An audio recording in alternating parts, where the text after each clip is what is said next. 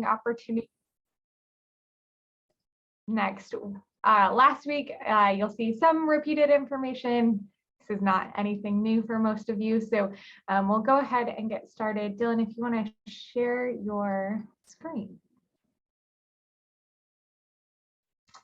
And if you have not dropped your name and organization in the chat, please do so at your earliest convenience. So this is our Notice of Funding Opportunity Kickoff.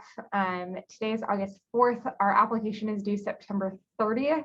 So this is probably one of the fastest Notice of Funding opportunities that you will ever go through. And it is going to be a much quicker timeline than even our supplemental Notice of Funding opportunity. Next slide. So quickly, I'm going to provide some background on what is a continuum of care, kind of the 30,000-foot overview. Really, continuum of care got started in 2009. We've since passed a bunch of interim rules, and we are still operating as a continuum of care, but it is really the centralized planning to manage our homeless response system. We receive dollars to help oversee this, but also you all do. And part of that is to not only coordinate funding and resources within the continuum of care, but also other funding partners like local jurisdictions, other federal funding like ESG or community development block grant dollars, and really with the goal of ending homelessness. Next slide. Our governance is we have a continuum of care board that is leading and driving policy across our continuum. We have 7 lateral committees. You will see that addition of the local jurisdiction subcommittee that just happened last week at the board. These all feed up, they are lateral and all feed up into the Continuum of Care board. And then on top of that, we have the collaborative applicant, which is MAG. We're overseeing all of the planning. We have 2 coordinated entry leads, UMOM on the family side and the Human Services Campus on the single side, that both have a variety of access points and fixed locations across the valley. And then HMIS is our designated, Solari is our designated HMIS partner. Next slide.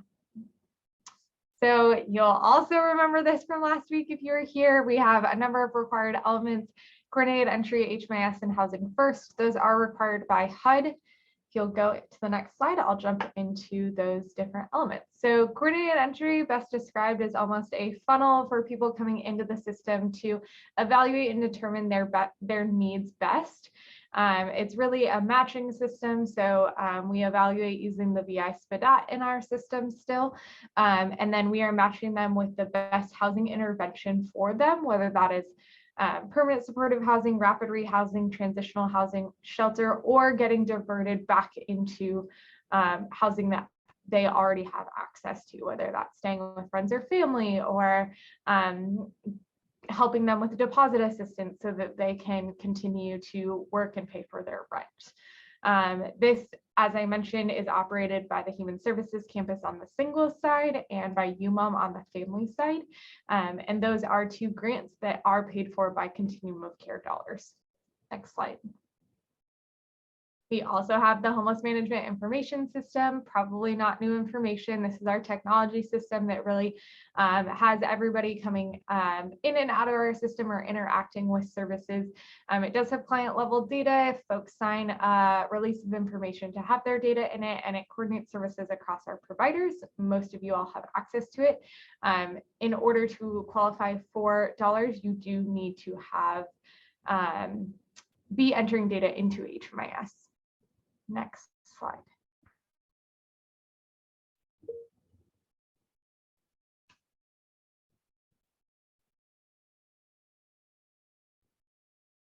The last thing that HUD really makes as a requirement is housing first. So that's ensuring that we are prioritizing people to get them quickly into housing regardless of their barriers. It is not housing only. It means we need not only to have housing, but a variety of services to wrap them in and make sure that they feel supported. The other thing is we are trying to not terminate their lease even if they break a policy or a different lease violation. We want to make sure that we're working with that landlord to keep them in housing as much as possible. And if we need to break that lease, we're doing a mutual rescission and getting them quickly housed into a new location. This also does not say that we are not helping them get connected to resources like substance use or mental health services, but we are focused on housing being the basis of that so we can address their other needs. Next slide. So I want to go through a quick overview and then we'll get into this year's Notice of Funding opportunity. Next slide. Last year, we received about $35.7 million in funding that funded 32 projects, so 28 housing projects, 2 coordinated entry and HMIS, and a planning grant. We had 3 new projects last year, which was really exciting for us. We had an expansion of HMIS, an expansion of a PSH program through CBI, and then we got a DV bonus project through Chicanos por la Causa for rapid rehousing. This is the most new projects that we've gotten in a while, and we are hoping to capitalize on that and kind of roll that forward into 2022. Go to the next slide. This is operating similar to any other continuum of care dollars. This is different than the supplemental notice of funding opportunity. So the only eligible projects for this annual notice of funding opportunity are permanent housing, so permanent supportive housing or rapid rehousing, a joint transitional housing and rapid rehousing project, coordinated entry, HMIS, and COC planning. So you will not see on here a supportive services only project except for that coordinated entry. If you are interested in that, you need to apply for the supplemental, which is focused on unsheltered and those with severe service needs. Next slide. All eligible costs, hard costs are still eligible in this annual NOFO. So if you are looking for acquisition or rehab dollars, those are included in this notice of funding opportunity, unlike the supplemental. A full list of regulations you will see hyperlinked here. This presentation will be uploaded to our website after today, by the end of today. And so both you will have access to the recording and the hyperlinked slides. Next slide. Other things, this is very similar to what you saw last week with the supplemental. You can only serve people experiencing homelessness in category 1 and 4. So people who are actually experiencing homelessness, either unsheltered or staying in shelter, and then those who are fleeing domestic violence.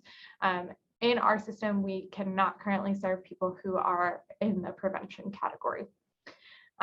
We need to follow housing first, coordinated entry, and HMIS participation. So all 3 of those are boxes that need to be completed in order to apply for this funding. Next slide. So as I mentioned at the beginning of this is going to be a very fast notice of funding opportunity. Today is the kickoff meeting and the application is already available on our website. If you intend to apply for a new project, we ask that you submit an intent to apply by next Thursday, August 11th. The application for both your local application and your eSNAPs is going to be due August 22nd. Jill, we will post these slides online after this today. Between September 6th and 9th, we will be doing interviews with Rank and Review Subcommittee. All of those interviews will probably follow on that first day, September 6th, maybe roll into the morning of September 7th. So please block your calendar for that if you are choosing to apply. We will get that schedule out as soon as possible after applications are submitted on August 22nd. The board will be approving the priority listing on September 12th, and any appeals are due to MAG by September 14th. By September 15th, we will have a finalized list, and we will be asking for any changes in eSNAPs to be done by September 19th. And then all of these applications, including our consolidated application, are due to HUD on September 30th. Next slide. I want to quickly go through the policy priorities. These are very similar to last year's annual notice of funding opportunity. So if you applied last year and had something in line with that, this will also apply. So ending homelessness for all persons. We are trying to identify, engage, and effectively serve everybody, ensuring that we are focused on local data. Thanks to Solar, we have quite a bit of data and measuring performance using that local data. So our system performance measures are a huge piece of that. Next slide. Using a housing first approach, I can probably sound like a broken record. We want you to use a housing first approach and really ensure that we are getting folks into housing as soon as possible. Next slide. Reducing unsheltered homelessness. So we know the supplemental notice of funding opportunity specifically called out that we have more unsheltered than ever before, and so does our point in time count numbers, as well as our system flow dashboard. We want to ensure that we are quickly getting folks from unsheltered into shelter and then also into housing that is available. So having a comprehensive outreach approach is vital. Next slide. Improving system performance. So the Continuum of Care Board just passed a board strategic plan that was rooted in the 7 system performance measures.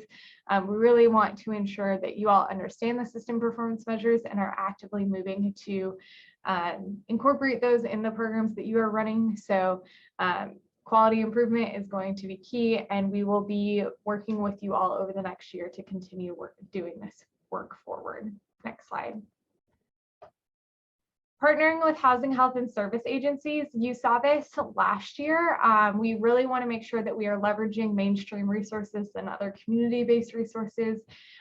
So both healthcare organizations, public housing authorities, how are we moving folks into housing authority units? How are we leveraging all of the other resources in our community besides Continuum of Care or other federal dollars? So ensuring that we are using those resources effectively, both for our match as well as getting services connected to folks. Next slide. Racial equity, this has been a huge focus not only of Maricopa, but also of HUD. So ensuring that we are addressing race equity, we're incorporating policies and procedures that are focused on race equity. You will see both of these questions in the scorecard, in the last section of the scorecard, no matter what application you are applying for. Next slide. This is one of the 2 new focuses for HUD. We want to ensure that we are improving assistance to LGBTQ+ individuals, addressing their need, ensuring privacy, respect, safety, and access, and then also partnering with organizations that have an expertise in serving this population. So this is a new priority. This has not been something that kind of comes out of nowhere, because we know HUD has been focused on this in the past. So we want to make sure that our applicants are serving those with LGBTQ+ needs to their best potential. Next slide. Persons with lived experience. So we want to make sure that we are including those in the planning process, really helping to form and mold and shape your programs. That is in the application, our local application, and we want to ensure that we're seeking opportunities to hire people with lived experience.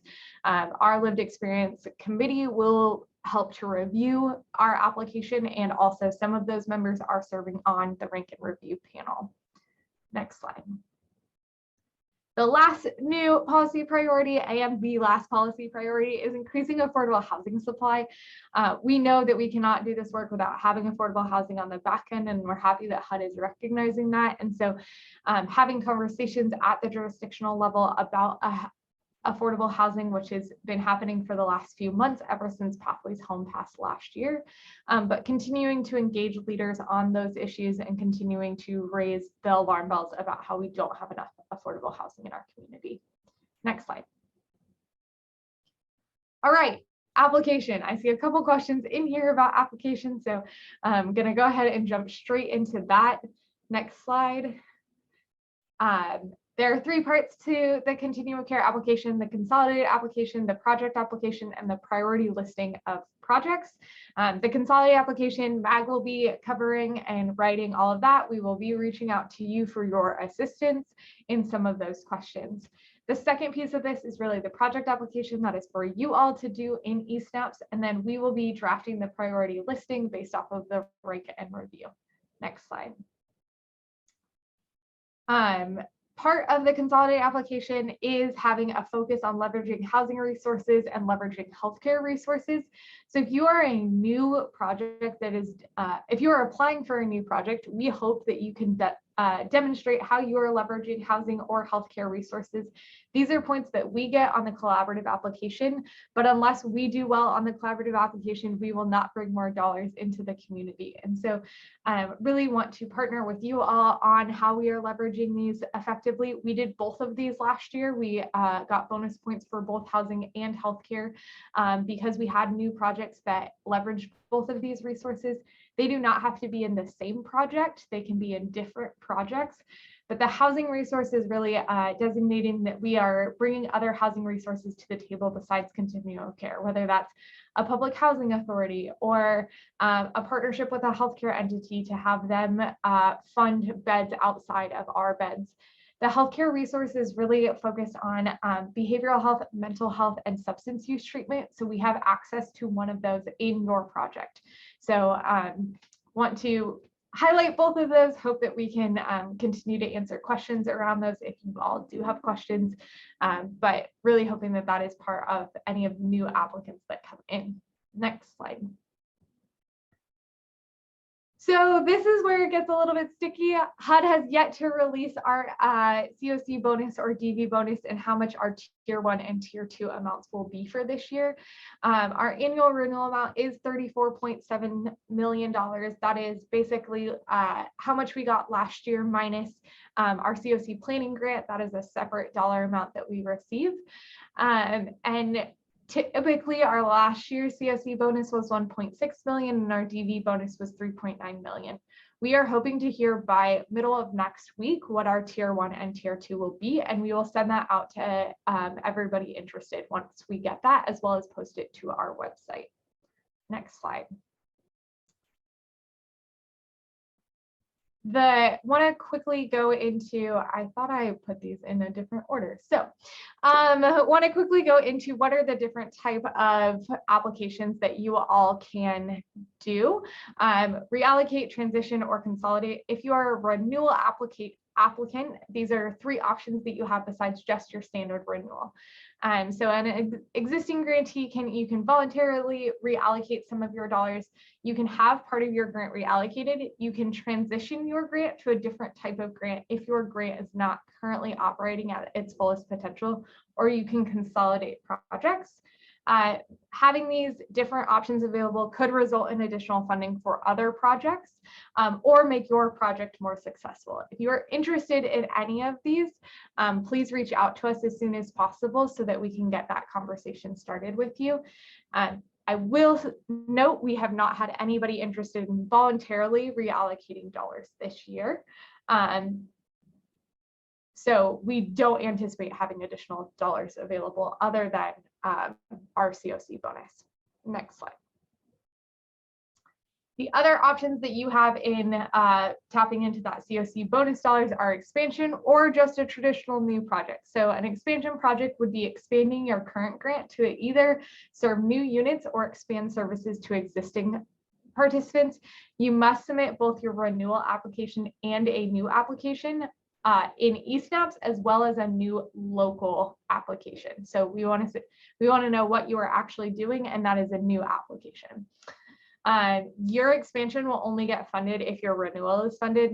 That is just like a note to know. If your renewal doesn't get funded, they cannot fund your expansion. And then a new project to expand any, apparently put that twice. New project is any new project. So you will be filling out the eSNAPs application as well as our local application, which is posted on our website. Next slide. So what are the 2 pieces of the project application? For a renewal, you have already submitted your questions to MAG. We did that back in the spring to prepare you all for this, but we do still need your eSNAPs application. Next slide. For the new, you will be submitting your local application, which is a Word document including all attachments, as well as the eSNAPs application. That Word document is available on our website for download and to begin filling out. I see a couple questions in the chat about the local app. The eSNAPs is not showing up for us. eSnaps, the project applications have not been released in eSnaps yet. Their anticipation is that it will be posted by August 15th at the latest. We will send out a notification as soon as we see it in eSnaps to all of you. And so there isn't, it's not that you are missing it, it is just, it has not been released yet.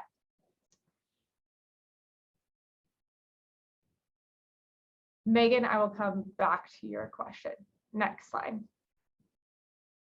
I keep saying everything can be found on our website. This slide deck, as well as all of these materials, are available on our website under Continuum of Care Notice of Funding Opportunity. That is where you will find both supplemental information and annual information. Next slide. This is a ton of resources available for you. This is where all of the supplemental, we will add as HUD releases information on the annual NOFO, we will add those slides also. The biggest one I want to highlight is this first one. If you have any challenges with eSnaps, there are videos, there's how-tos. It will walk you through every single step of what you need to know on eSnaps at this link. We are not your best technical assistants on this front. These videos and this resource is, we don't see what you see, so it is a little bit blind leading the blind. So if you do have questions, I would recommend going there first before you reach out to us. And then you can always email esnaps@hud.gov and they can help reach out to you also. Next slide. We are here to answer any questions, so definitely know that this is kind of a challenging time for you all between the supplemental notice of funding opportunity and the annual notice of opportunity, and we want to be here to support you as much as possible. Megan, as far as your question about the local app due date, we cannot move it back, unfortunately, because of the timing that we need to get everything approved. So we have to have certain applications submitted, have rank and review, and go to a board meeting before we can, before that October 20th due date.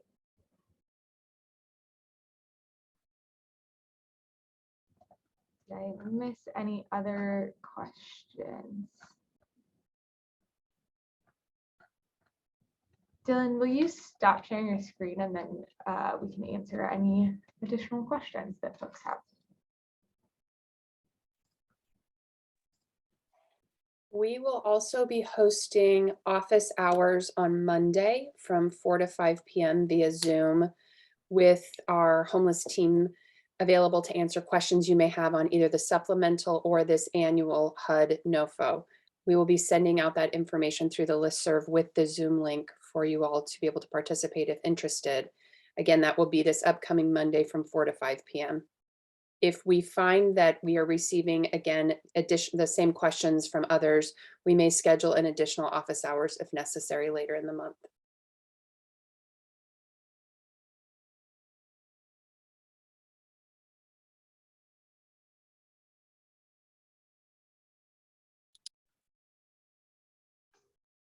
Okay, so just to clarify, if we are only doing renewals, all we have to do, since we've already submitted questions to MAG, is the eSnaps renewal forms and process, which we cannot even start until it is released on the 15th.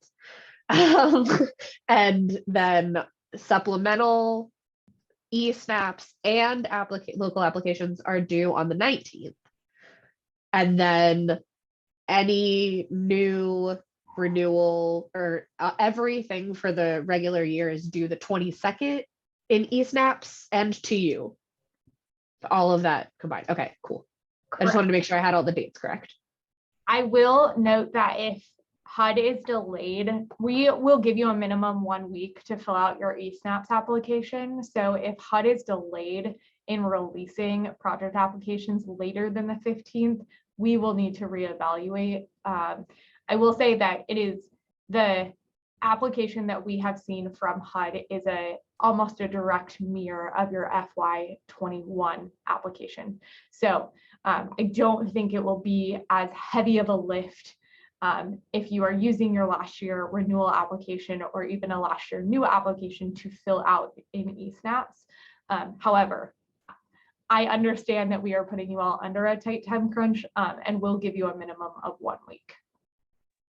Okay, perfect. That was just going to be my follow-up. If there was any flexibility based on HUD throwing We a are wrench playing into the same plans. waiting game as you all with HUD in trying to figure out when things will be released. So Okay. stay tuned on that front. Thank you.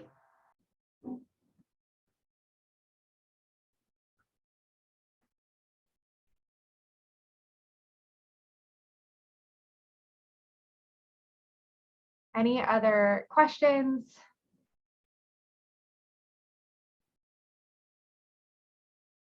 Right, we will stay on for a few more minutes, but unless you all have any other questions, have a great Thursday. Good luck.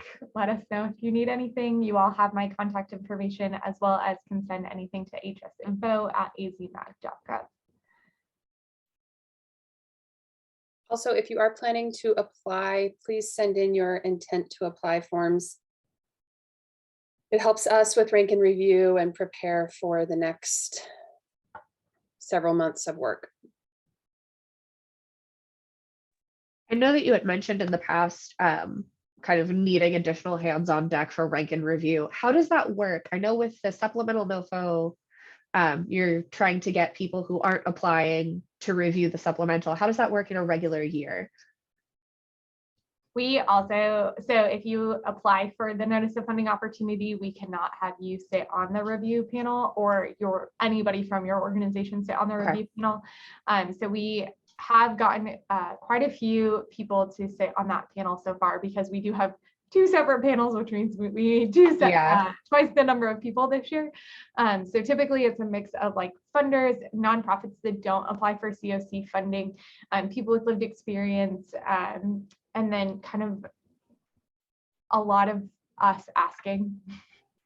Yeah, that makes sense.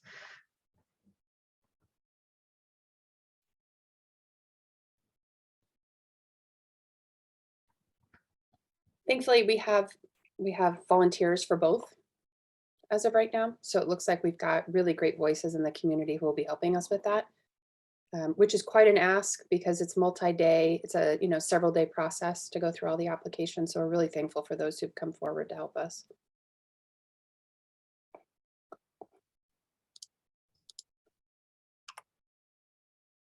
Well, if there are no other questions, we will let you all go. Thank you, everyone. Thank you guys. Have a great day.